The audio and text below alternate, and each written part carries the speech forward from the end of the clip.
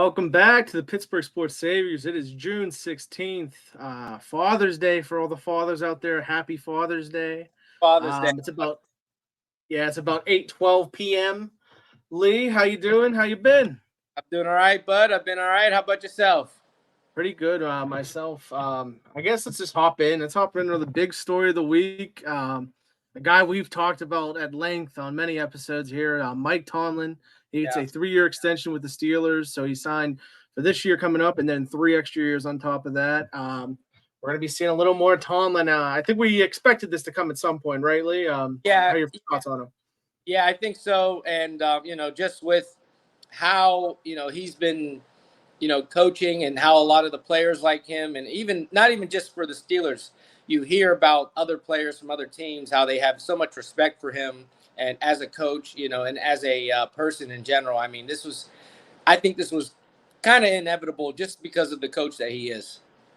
Yeah, the seat wasn't hot this year, but I think it started to warm up a little bit as the early season went on, I think. But Yeah.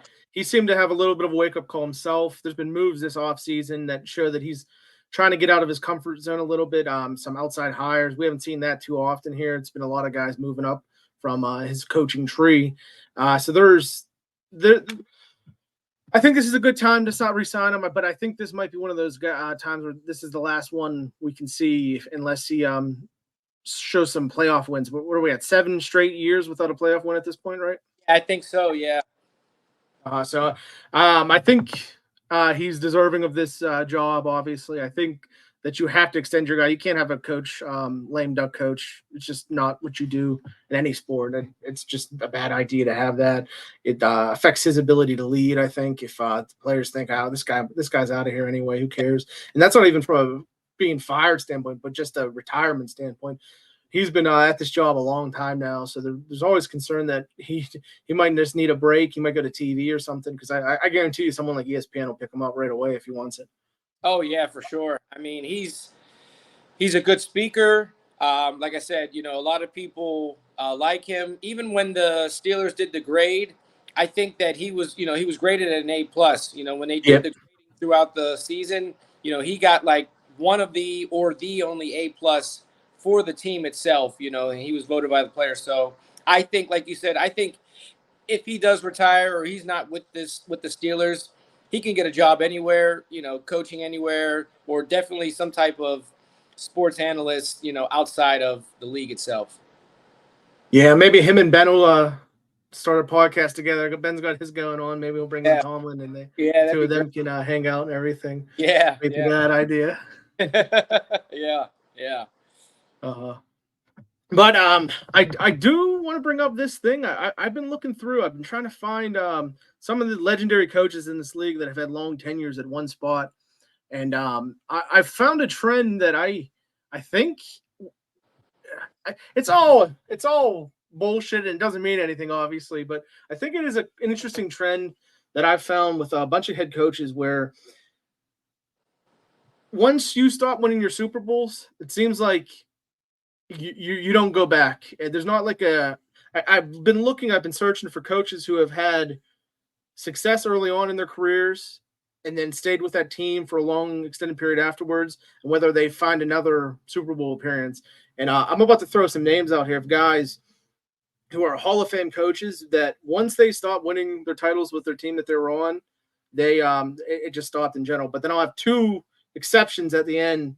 And hopefully I'm not missing anyone else that maybe you can think of as we go on. But the first guy, Don Shula, legendary coach for the Dolphins, Yeah. he won his last Super Bowl in 1973. And then he remained with the Dolphins until 1995. 20 years, no more Super Bowls for the Dolphins. And then we have Tom Landry, similar situation. Last Super Bowl win was 1997. He was there for another 11 years. 1988 is when he left. In Pittsburgh, Chuck Noll, he goes to the Super Bowl in 1979 for the last one for him. He's still on the team till 91. No more Super Bowls for him. Mike Shanahan with the Broncos, 1997, 1998 Super Bowl. 2008 is when he leaves. In between there, no more Super Bowls. Little lesser extent, John Fox with Carolina. He won in his second year, similar to Tomlin. Not Yeah. one, but he went to the Super Bowl in his second year, leaves the team in 2010 with never really having that same kind of success. Two guys that I should bring up, I think, are Andy Reid's one where he goes to the Super Bowl with Philadelphia, and then he's there until 2012. That's in 2004. 2012 is when he leaves. No more success in there. Of course, he wins 3 with the Chiefs once he gets there, 2019, 2022, 2023. But those are a bunch of guys who were they're all Hall of Fame coaches where they were at the same spot for a long extended period, and once the Super Bowl stopped happening, they stop happening. So what are your thoughts on that? Where we've got Tomlin here, he got his Super Bowls early. This shows historically, it shows that this does not lead to more Super Bowls late. Yeah, it's very interesting to actually hear because the list of names you just listed, like you said, are Hall of Fame coaches that actually had great careers as coaches. But it's interesting to hear that they never, after getting their Super Bowls early on in their career as coaches, they never made it back. And it makes you wonder if does the culture change during all of this? Do any of the rules change? What's going on with the players? What's going on with just the NFL in general? And it makes me think that maybe Mike Tomlin is falling into this category of a great coach who won early but has not been able to get back. Is it the team? Is it his coaching style? Is it the culture? Has it changed? Has things happened as the NFL has evolved and players have come up? Different players have come up through the years. What could it actually be? It's mind blowing to think that there's only been maybe the only coach I could think of that's maybe gotten to the Super Bowl multiple times is Bill Belichick. Yeah, he's a guy who's consistently done it in separate eras, we'll say, of NFL. Yeah. He's the only one that I can think of, and especially in just our lifetime. And just like you said, going back and looking at coaches who has actually done that, and then stayed with the team for an extended period of time. Again, like you just said, Andy Reid now with the Chiefs, he's doing that, but he wasn't prior with the Philadelphia Eagles. So, yeah, it makes you wonder what has changed that, it's making it difficult for these coaches to not be able to make it back. Yeah, so that's what I'm curious is it the evolution of football? That's like the one thing I can point to where I guess the other one would be is the message going. Do people not respect the message in the same way? But that still might be with the evolution of football where Tomlin comes in as a young guy who everyone respects, and but everyone still respects Tomlin, so it's tough to say it's anything like that.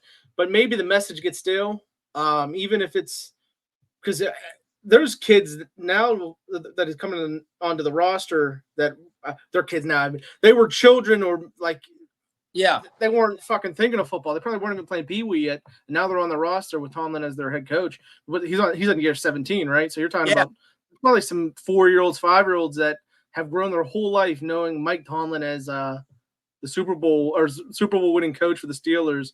That has been here forever, and now they see him, and so there's something to that. I think, but I think it's the evolution of the game and the changing of players maybe that can affect these coaches where their message doesn't come across the same way or what they're doing. Here's another one. I think maybe what they did starts to jump around the league and teams start to steal some of the philosophies that these great coaches have used, and then the league catches up to them maybe.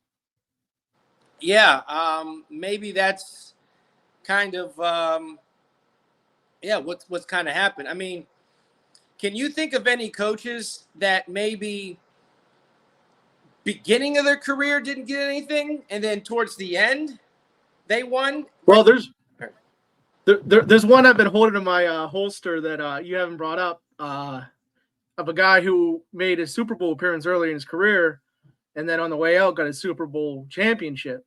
Yeah. Is that ring a bell to you? Yeah, I think Mr. Bill Cowher himself. Yes, exactly. Yes. Bill Cowher's a guy. He was the one I'm holding. I said two exceptions. Andy Reid was one, and Bill Cowher's the other one. Where he gets there in '95. He has success throughout his career, obviously, but it's like he can't win the big one. He can't win the big one. Finally, he gets his Super Bowl in 2005. So he's a guy who you could make that point where like they build up to it. Tom Coughlin was around for a good while with the Jaguars. He goes and gets his couple with New York. Yep. There's a few other names. Let me try to think through. I've got Dick Vermeil got his late. Yeah. He was in one earlier, then he gets one with the Rams at the end of his career. I'm looking at a list. I'm cheating. How about John Harbaugh? He got his early, right? John Harbaugh? Yeah. John Harbaugh's a name who I didn't mention, but yeah, he's another guy with similar situation that I think Tomlin's in. Yeah, those are a couple names there. Let me see if there's anyone else here that jumps out at me that I can say. Mike Holmgren he won one early. He got to a couple with the Green Bay, then he gets to one late with the Seattle, but he doesn't win that title. Yeah. So those are a couple other names that we can bring in, but yeah, I think Tomlin is in a very similar situation right now as these guys. Yeah. And in reality, it doesn't mean anything, but I think it is a trend that is worth noting when we're talking Tomlin and him staying with the Steelers now. Through maybe 20 seasons, we're going to have Mike Tomlin as head coach of the Pittsburgh Steelers. Yeah, and I mean, again, the Steelers have only had 3 head coaches throughout, through the time since the 70s, or I'm sorry, the 60s on. 60s, yeah. Yeah, and they've got their championships in. All 3 coaches, have won at least one championship. Mm-hmm. Of course, Chuck Noll being the exception, winning 4 in the 70s. But yeah, you can definitely compare Mike Tomlin and Chuck Noll and a lot of those other guys to winning early on and not getting back there. Now, could this be a different year? We always want to say it's a different year.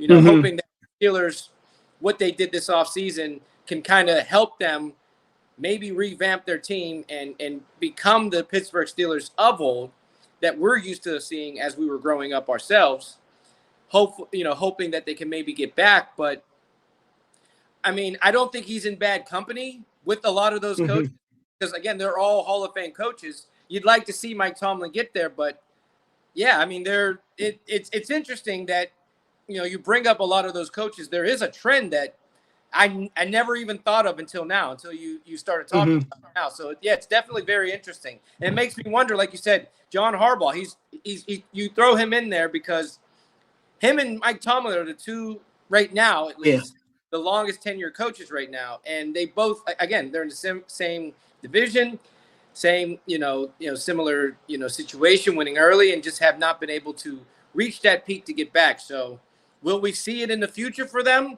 I don't know. Like you said, we at least have Tomlin for the next 4 years. We can hope that he at least gets back and maybe win another one. We'll just have to see how this season and the coming years through his extension, play out for the Steelers. Yeah, I think it'll be fun to fucking see how the season goes. It's going to be interesting to me. I think this is a make or break season for a lot of fans for sure, where if they don't have success this year, it's going to get loud. Even with the extension, it's going to get loud, and there's going to be a lot of talk. But I think it was the right move. I think that they had to re-sign him. You can't have a lame duck coach coming in. No. So I'm good with it, and I think he can hopefully buck this trend that I was able to find here. Yeah, for sure. I'd like to see him at least win another. I think it'd be great.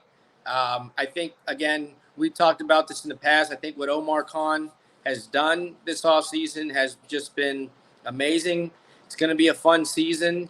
I can't wait to just check out some preseason games here coming up soon in August, and then for the regular season to start in September. So, let's hope that maybe they have something else up their sleeve before the season starts. Maybe another big move, who knows? But if not, I like what they've done, and I'm excited to see how this season's going to come for the Pittsburgh Steelers. Buccos, we can talk a little Buccos here. They went 3-3 this week, which going back to last week, we were hoping to get some wins against teams that have been struggling this year. When the Cardinals and the Rockies, they took 1 of 3 from the Cardinals. Today they took the second game of their second game, the third game overall from the Rockies to win that series 2-1. Been a shaky week, I'd say. Some things have been positive, but in general, there were little hiccups along the way. Mitch Keller was one of the names I mentioned last week. He had one of his worst starts of the season. Hopefully, he'll get back on track. Just one game, but he gave up some runs that he hasn't been giving up. He lost for the first time in the month. And then Jared Jones struggled quite a bit last night, meaning Saturday night.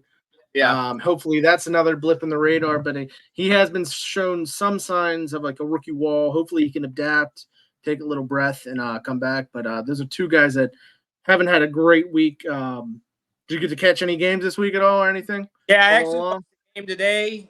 They had an explosive, what was that, fifth, sixth inning? You know, I think it was at one point, I think it was 8-0. You know, it was just great to see what was going on. I did see some highlights of this Rocky series. Again, it wasn't their best series, and a little bit of the Cardinals as well. You want to hope that they can stay on the trajectory they're on. Winning more of the games in the series. But there's always another week, for them, and another couple series coming up for them. Hopefully, they can continue to do what they were doing the past couple of weeks with winning, at least, maybe not winning the series, but winning more games in the series than the other team. I'm happy that they did get the win, though, today against the Rockies. Do you happen to know where they're standing right now in the They're fourth in division, 8 games back. They're ahead of the Cubs at the moment. And then in the wild card, they're 1 game back, but there's like 4 or 5 teams in that same little area. The NL wild card is pretty ridiculous right now. There's like probably 8, 9 teams within like 2.5 games. So it's going to be interesting. And the thing that's frustrating is, I mean, it's early. Trade deadline is the end of July, but it's like we're looking at 45 days from now. The Pirates have holes to fill, and they're like obvious holes that if they can get these, you're only 1 game back. If you can get in a run. They haven't had a run since the first couple weeks of the season where they were on fire. They've been pretty much playing 500 ball for a good bit now. You'd like to see them get on a nice little run coming up here. They have the Reds for 3 games starting Monday, and then they're off Thursday, and then 3 games against the Rays over the weekend. So the Reds and Rays are solid teams. Reds are like around the same record as the Pirates right now, but they got a nice little young roster. And about this time last year, they went on a nice run that I would love the Pirates to go on. And then the Rays have always had a solid roster. I don't know exactly where they're standing right now, but I know they're going to be a good team.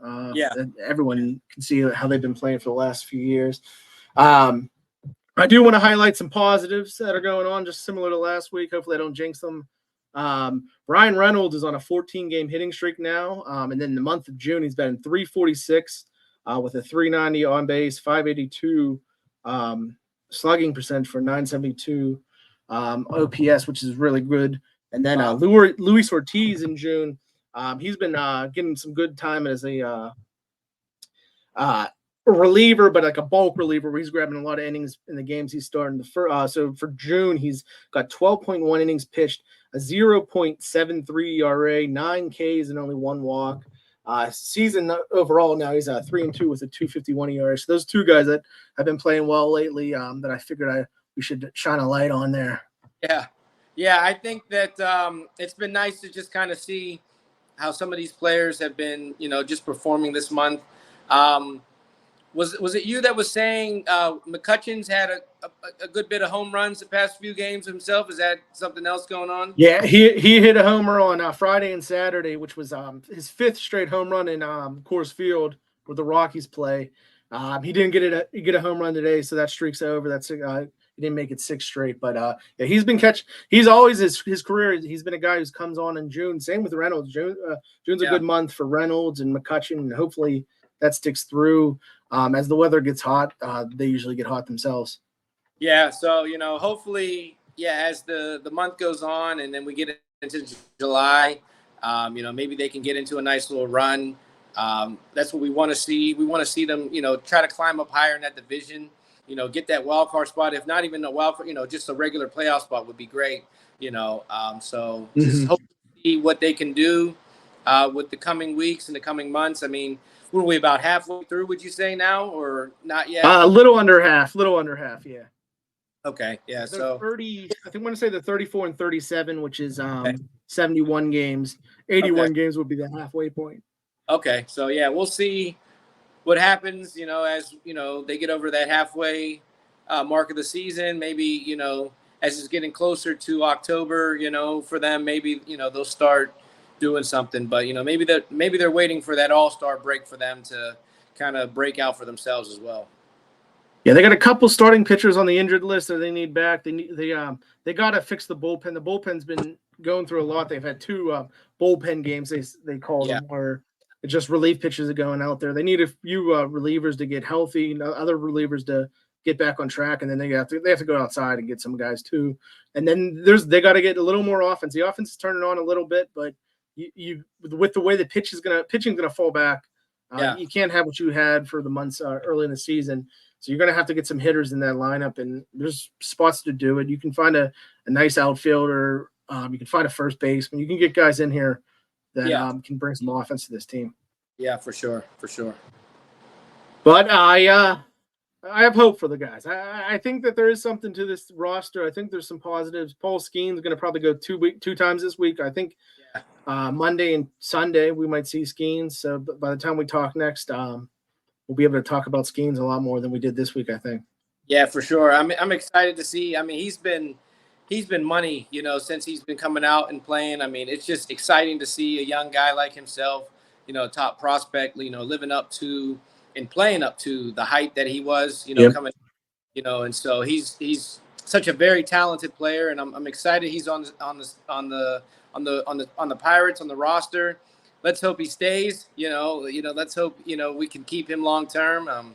I think he can definitely be the future for the Pirates if we definitely keep him long term.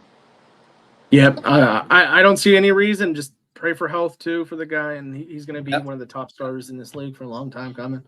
Yep, for sure. But wrapping up the Pirate talk, I think you had a couple shout outs to some teams that are struggling until we got the NBA playoffs and the NHL Stanley Cup playoffs. Got to give a shout out at least to the Dallas Mavericks and the Edmonton Oilers for winning Game 4 and forcing a Game 5. I mean, they were both down 3-0 in their series, and they at least won one. At least not trying to go out and get swept. It's at least try to have some heart and some fight. To at least try to get one. Not sure if any of them will win. Coming back from a 3-0 deficit is very difficult. But, it'd be exciting to see if they can win at least another game or so just to keep the series alive for both teams.